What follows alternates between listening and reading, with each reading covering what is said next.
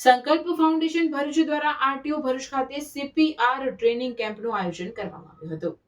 અકસ્માત, પાણીમાં ડૂબી જવું, આગના ધુમાડાથી બેભાન થઈ જવું કે અન્ય કોઈ પણ કારણસર વ્યક્તિ બેભાન થઈ ગયું હોય ત્યારે એમ્બ્યુલન્સ આવે તે પહેલા વ્યક્તિનો જીવ કેવી રીતે બચાવી શકાય તે અંગેનું પ્રેક્ટિકલ સીપીઆર ટ્રેનિંગનો કાર્યક્રમ આરટીઓ ભરૂચ ખાતે યોજવામાં આવ્યો હતો, જેમાં 60થી વધુ આરટીઓના કર્મચારીઓ સહિતના લોકોને સીપીઆર આપી દર્દીને જીવનદાન કેવી રીતે આપી શકાય તેનું સચોટ માર્ગદર્શન સંકલ્પ ફાઉન્ડેશન ભરૂચના જીતેન્દ્રભાઈ પટેલે આપ્યું હતું।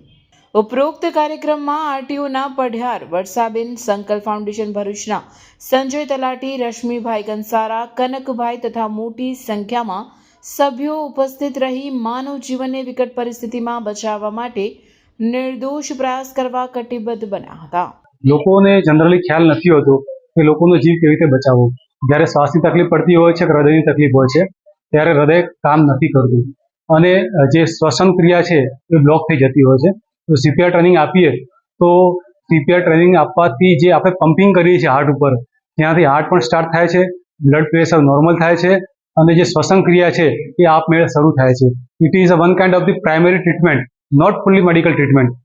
જો આ રીતની તાલીમ દરેક નાગરિકને આપવામાં આવે તો જેનાથી લોકોનો લોક જાગૃતિ ફેલાય અને ક્યાંક આવા પ્રસંગો બનતા હોય છે જે ન બનવા જોઈએ પણ છતાં બી બનતા હોય છે, એવા પ્રસંગોમાં આપણે સારી ટ્રીટમેન્ટ આપી શકીએ અને લોકોનો જીવ બચાવી શકીએ, એ માટેનો આપણો આશય હોય છે।